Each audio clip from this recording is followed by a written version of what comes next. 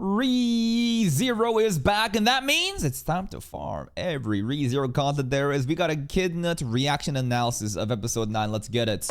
ReZero Season 3 is finally back, and Crunchyroll didn't advertise it even remotely, so if Classic L Crunchyroll. And they fucked up the substitute to the point that we had a community member literally step up and deliver the corrected translations, bro, for free. Like, goddamn, Crunchyroll, please just disappear, collapse. Can Sony just come in and take over Crunchyroll and just fucking get rid of them and scrap them and just make a new Crunchyroll? If you haven't seen episode 9 yet, please pause the video and go watch it, because you've got 9 seconds and dog years before I talk about what happened in the episode. 9, 4, 3, Dog 0. years. Reinhardt fucking dies. Regulus kills him. I can't believe it. I mean, obviously he didn't stay dead, but the fact that Regulus was even able to damage him is just insane. It was incredibly... I feel like Reinhardt... Doesn't he have like a divine protection that like counters all projectile weapons? And well, what Regulus threw was like air vectors at him, I guess. So I don't know. Maybe he like lowered his guard down intentionally to take the hit as authentic as possible and then resurrected. You know what I mean? Just to satisfy Regulus's condition. Satisfying to watch Reinhardt beat his ass though. Theresia has been revealed. We already knew this was her, but it still gave me chills when she took her mask off, because I can only imagine how that must have felt for Wilhelm, seeing her face again after all this time. Garfield lost another fight to Bodygotti. I think he's punched in the dick. It's like 0-3 now. Emilia holding Reinhardt's sword like a baby was possibly the cutest thing ever. And of course, the most important scene of the episode. They didn't go all the way through with it though. I wanted to see it. I'm at the Jiggle, jiggle, jiggle. My lawyers have advised me not to comment on the Priscilla scene, so I'll just say that I thought everything was well animated and that I wouldn't mind if perhaps we get like an extra, I don't know, uncut DVD Blu-ray version where they just extend this scene. Priscilla would fart in my eyes just so I can say that I've seen heaven. I think this is the first... Bro would get red eyes, but she is the sun princess. Give me those sun eyes then. First instance of actual fan service in ReZero, except for maybe the Memory Snow OVA. True, right? ReZero, it is, they just never do fan service in the way that most animes do, in the most shameless way, where a girl is jumping around, falls, and boom, panty shot, right? If you really go look over ReZero episodes, you never see shameless panty shots. Now, there are, though, specific hypersexual characters, such as Elsa, such as Capella, right? For sure, those designs, absolutely. But if you consider everything else and measure up the actual outliers that exist through Elsa and Capella, if you do a ratio of like how much fan service there is, it's like none, bro. ReZero, they focus so much more on like the story, and like the shameless fan service just does not really exist. When Emilia got drunk with Rem, but really, we've been so starved for fan service that my whole comment section almost got pregnant just because Krush tied her hair up. So on those grounds, I declare this Priscilla scene a giant step forward for all of mankind. And I don't just want her to step on me, I want her to step through me, and then force feed me batteries and run me through an MRI machine. This episode was a 10 out of 10. Y'all down too fucking bad, man, but I can understand. The new soundtracks were absolute fire, and the animation was really good too. There's so many great scenes I want to talk about. Like, I couldn't help but laugh during the scene where Subaru pulls out his whip, and I thought he was going to use it to attack. I mean, yeah. He pulls the other girl, not even Emilia. Regulus, but he just steals one of his wives instead. Right in front of Emilia too. The audacity. Emilia was thirsting for Reinhardt. Not really, but, you know, maybe Subaru felt a little jealous and be like, all right, fine, I'm gonna pick the other girl. So Regulus killed Reinhardt this episode, and I respect them for not making that a cliffhanger. I feel like any other anime would have let us think Reinhardt was dead until next week's episode, but regardless, I totally didn't expect this to happen. Regulus makes a deal with Reinhardt. If you can survive one of my attacks, then I'll fuck off and go back home and pretend my wives actually like me. And that was a lie. So Reinhardt accepts the deal and allows Regulus to attack him, which was the only time Regulus ever asked for consent. Now, I totally thought this attack would just bounce off Reinhardt's dick. I mean, he's invincible. Me too. He has a million divine... I feel like he turned it off though. Again, in order to like really satisfy Regulus, which didn't even end up happening. Protections that make him immune to everything. It should have been impossible to even scratch the coat he's wearing. In fact, the only time we've ever seen him take damage was in the Wrath-If story, where he fought the strongest characters in the world with his divine protections disabled. But Regulus here was able. Makes me want to watch the Wrath-If story. I saw Subaru there too, but we can't go there. Cause spoilers! To not only damage Reinhardt, but actually kill him through his divine protections, which is a crazy revelation about the mechanics of ReZero's power systems. The Meaning authorities override divine protections? reason Elsa's knife That's right over here, right? Oh my god, Elsa armpit, right? He has like the divine protection to counter projectiles.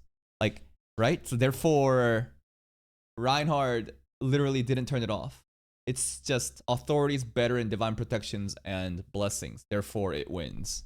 curved away from Reinhardt is because his divine protection of projectile immunity made it impossible to hit him, but apparently Regulus's authority of greed is able to bypass the laws of divine protections, which makes this upcoming fight a lot more dangerous for Reinhardt. My question is, does Reinhardt get the blessing of the Phoenix back after he uses it? Because yeah, that's the thing. What's the cooldown on this, man? Once a day? Once a month? Once forever? And if it's gone, can you just call up Old Lagda and say, can I get another one? it seems like it only revives you once and then goes away, but Reinhardt could probably just wish for it back, right? I don't understand how Emilia used her magic. I thought we can't use when Reinhardt's around. No. Remember when she was healing Ramji when Reinhardt was fighting Elsa? Just because Reinhardt's present doesn't mean nobody can use magic anymore. Obviously, he has control over how much mana that he like sucks in or not. Therefore, Emilia can use magic. If Reinhardt wanted to go all out though, the mana within the atmosphere around it externally would be gone. I'd like to know what would happen if he died again, and also, we've confirmed that Regulus can damage Reinhardt, but can Reinhardt damage Regulus? That's the thing! Why does he just not take any damage, bro? He takes all these hits, but no fucking damage. It's as if he just has like infinite HP. Just so much like stockpiled HP. Does he have just extra lives like that? I was thinking that maybe he just collects all these wives and these wives are like extra like stock. Like HP. You know what I mean? Like the more wives that he has, the more like additional lives he has. But I don't know, bro. He just seemingly does not take damage ever. He doesn't seem to be affected by Reinhardt's attacks this episode, but those were relatively minor attacks. I'd really like to see Reinhardt whip out the fucking dragon sword. But he can't! It's still not an opponent found other than Puck in that one, you know, future timeline. But apparently Regulus isn't worthy, which was a really interesting detail. And can we just appreciate Subaru laughing at Regulus in the background while Reinhardt explains this? He was. Reinhardt is only able to pull his sword out when the sword considers its opponent worthy. And what the fuck does worthy really mean though? Because if we look at a tier list of what Regulus can beat, Regulus is so high up that there's like literally not many people in the ReZero world that people can beat Regulus, right? Like Reinhardt is stronger than pretty much like every witch, excluding the Witch of Envy. And it's debatable about whether or not he can beat Sekhmet, right? Sekhmet's like really, really strong. But so what? Are you telling me that Reinhardt's sword could never be pulled on anyone beneath that too? Does that make any sense to you? I think that power doesn't really matter. Like the worthiness doesn't only measure how like quote unquote strong someone is. There might be like a other set of parameters. Is the sword like noble and cares about like honor? I don't know. The sword did decide Puck is more worth it, and we don't know exactly where Puck stands in the power scaling of things, but I thought that Regulus would be stronger than Puck. But if we just assume that if we assume that Puck is weaker than Regulus in terms of just pure power, but the sword just still chose Puck as worthy, that must mean that this is another set of rules, right? And so far, Elsa wasn't worthy, Sirius wasn't worthy, obviously the alleyway thugs were not worthy. No, you don't know that. I didn't see him pull the sword out. Reinhardt also said, thank God Subaru was here to do a 2v3 because by myself, I don't know if I could win. And of course, Reinhardt says the most humble shit possible. But you never know. I didn't see him try to draw the sword. You never know. either, and now apparently Regulus isn't worthy either, which is kind of insane because if there's any character in ReZero that belongs in the same division as Reinhardt, it's definitely Regulus. Which must mean again that the sword has different measures, what they value, not just brute strength, but how someone got it, maybe some sort of honor system. I don't know. I mean, Regulus literally killed Reinhardt this episode, so at first I thought maybe the Dragon Sword evaluates the worth of its opponent on the basis of swordsmanship rather than raw power, because Regulus is extremely powerful, but he probably doesn't know how to use a sword.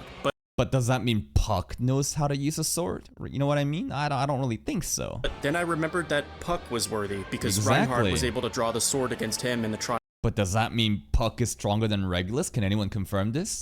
And Puck doesn't even use weapons. He's just a fucking big boy. He is the weapon. So why would the Dragon Sword insult Regulus like this? Well, let me recycle this video game analogy I made a couple episodes ago. If Sirius, Capella, Gluttony, and Betelgeuse are diamond level players with a lot of skill and talent, Regulus reminds— okay.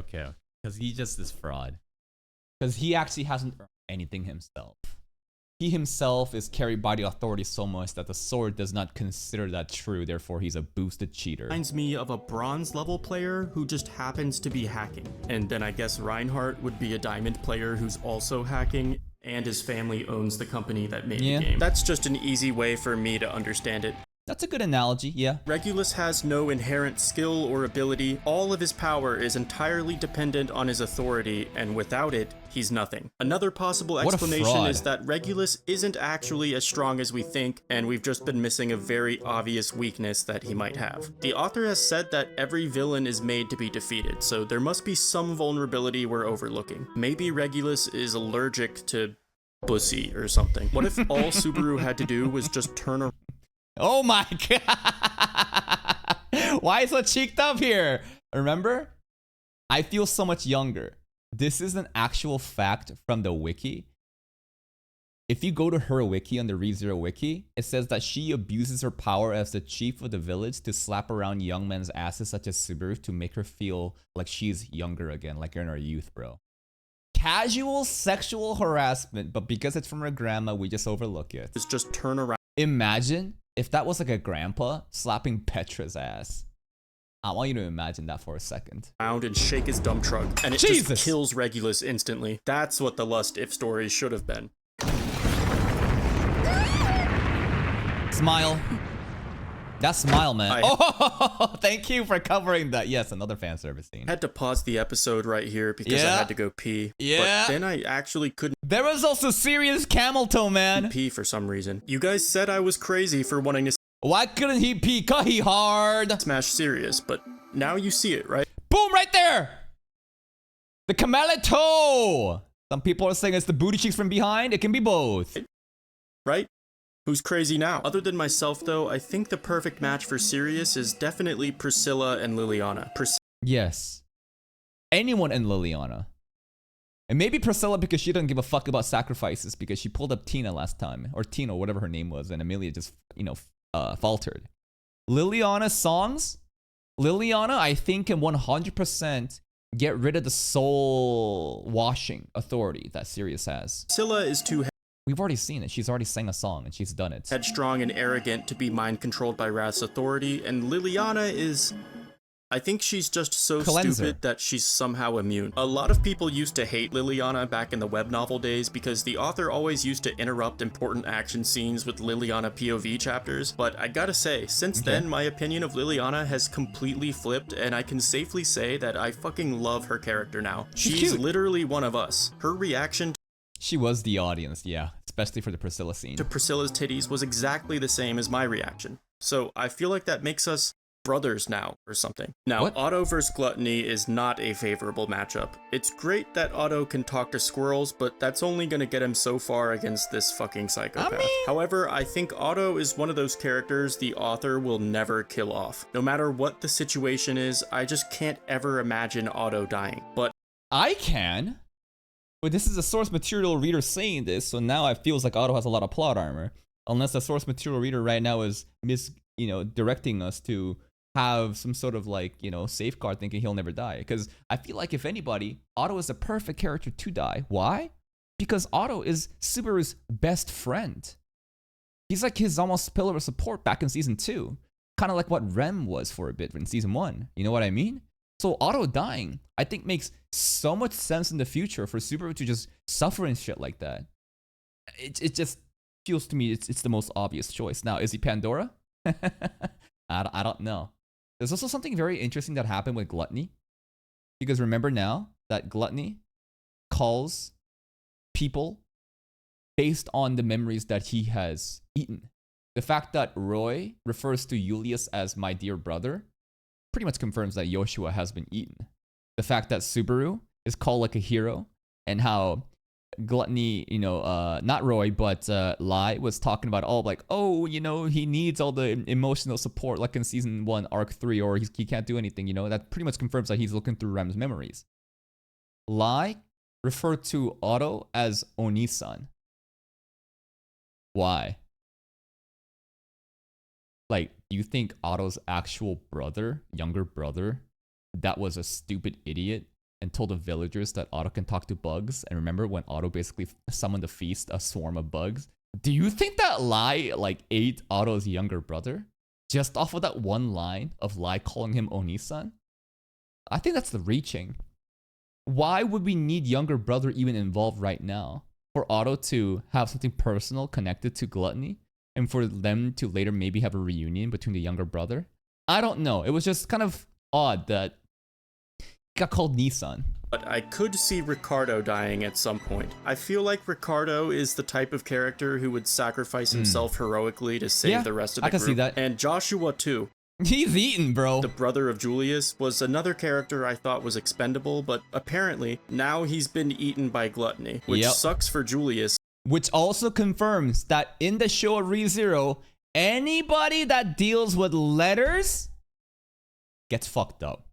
Letters, always bad. Now, I think that Ricardo is a perfect candidate to die based on his personality traits, but I think Wilhelm will probably die and rest in peace together with Teresia, and for them to have this closure together. You know what I mean? It just feels to me that Wilhelm's gonna go this arc. But there's another problem we haven't really considered yet. Remember when Al told us, if you fight Gluttony... Don't tell him the name! And then what did Julius do immediately, bro? My name is Julius Euclius! By the way, this dude's name is Ricardo, and Ricardo's probably looking beside him and saying, what the fuck? Why would you leak my name too, asshole? Don't tell him your name. Well, Julius is low-key throwing because he was right there when Al said... he was there, bro. He listened. And yet, this episode, he walks right up to Gluttony and says, I'm Julius, this is Ricardo, and we're friends with Emilia, Subaru, Reinhardt, Priscilla, Krush, Otto, Felix, Al, and... Well, actually, nobody really knows what Al's doing, but that's his name. Al's probably gonna help fight Capella back at the place where Felix and Krush is, right? This man fucking snitched on everybody. Except that doesn't really matter because if Gluttony ate Joshua's memories, then he already knows the name of everyone who was friends with Joshua. And true. The same applies to the other Gluttony that ate Rem's memories. That one definitely knows Subaru's name and Emilia's too. That's even more scary, actually. Holy shit, bro. Never thought of it like that. They already know the names. Doesn't matter. And what made the scene even creepier was how the Gluttony was talking about Subaru in the same way that Rem used to talk about Subaru. It's like Rem is trapped inside Gluttony and is... Bro is just not asking for consent and peeking into people's memories and talking as if they're them. It's so creepy. Forced to watch all the atrocities he commits. And remember, since the end of season 1, waking her up has been our primary goal of the story. Now... What the fuck? What kind of art is this, bro? Why does Rem have a gun? What the hell is this, bro? When did this happen? I don't remember this. What the, okay? Waking her up has been our primary goal of the story. Now, if I was Gluttony, though, personally, I would eat Priscilla's memories just to savor the memory of every time she took a shit. And then I would... My man into scat, bro. He wants that dookie. He wants that Sun Princess dookie. Eat every toilet she ever... Garfield and Wilhelm are also at a... Bro wants to be Priscilla's bidet. disadvantage because, for one, Garfield has already lost to Kurgan multiple times this season. He just can't lock in because he's still so traumatized by Elsa. And Wilhelm probably By the way, Kurgan literally handicapped himself, man. Kurgan literally said, alright, I'm gonna put one weapon down. Also, I'll tie a pair of hands behind. And Garfield still got fucking destroyed. I just want Elsa to take over. I want some battle shown in a moment, like Naruto being taken over by the nine-tailed fox for the first time and just going crazy against Haku. Remember those kind of scenes, man? I want something like that to happen with Garfield. lock in because he's still so traumatized by Elsa. And Wilhelm probably can't solo Theresia anymore like he did in his prime, although she's probably been nerfed a bit too because she doesn't have the divine protection of the Sword Saint anymore. True. However, she does have this Capella thing that seems like it eliminated Garfield from the fight. Capella ballsack drops down. Oh lord, it was all a bait. I actually thought this was a massive improvement upon the source material because in the novel it was described as a big wave of flesh and blood, but I really liked what the anime did with it, adding this decoy Capella in the That's a fucking testicle. I thought that she was just molting and just like, I don't know, whenever she needs to like summon monsters or something like that, she just needs to lock in. But nah, it was a bait. It was all a bait. middle. The real Capella was hunting down Felix and Krush, and Dun, she dun, is just so dun. fucking evil, man. Turning into people to hype up Felix and give him hope, only to transform right in front of him is just diabolical. And this is such a nightmare scenario for Felix because he has basically zero offensive combat capability. So there's essentially Useless. nothing he can do to stop Capella from stepping on boobs again. Now, either Capella will just get what she wants and leave, or somebody will step in and save them. Who will that be? There's only one person. Al. Who is the one person that doesn't have like a designated place to go? It's gotta be Al, right? So many great scenes this episode. I can't fucking wait for the next one, guys. Let me know what you guys think will happen with Reinhardt versus Regulus, and let me know if anyone else wants Priscilla to freeze her piss and impale Jesus Christ. you with it. I haven't You want Priscilla to peg you by freezing the piss? That's an insane thing to say, but hey, why am I surprised? Regulus versus Reinhardt? I don't know. I think it's just gonna be one-sided as fuck, right? It's just gonna be just complete domination by Reinhardt, and Regulus just seemingly will take no damage. And it's up to Subaru to figure out what's going on. How do we actually defeat the authority? I have no clue because I thought its authority was just, you know, vector control, but clearly it doesn't just end at seemingly vector control because he just doesn't take damage. But for the other stuff, with Capella stuff, right? It's gotta be Al. Who else would show up and save them other than Al? Or maybe we just go the dark route and nobody saves them, and Krush and Felix just continues to take L's. Please go check out Echidnut's channel. Here is the video for extra ReZero content. Please go like the video, check out his channel. I'll see you next time.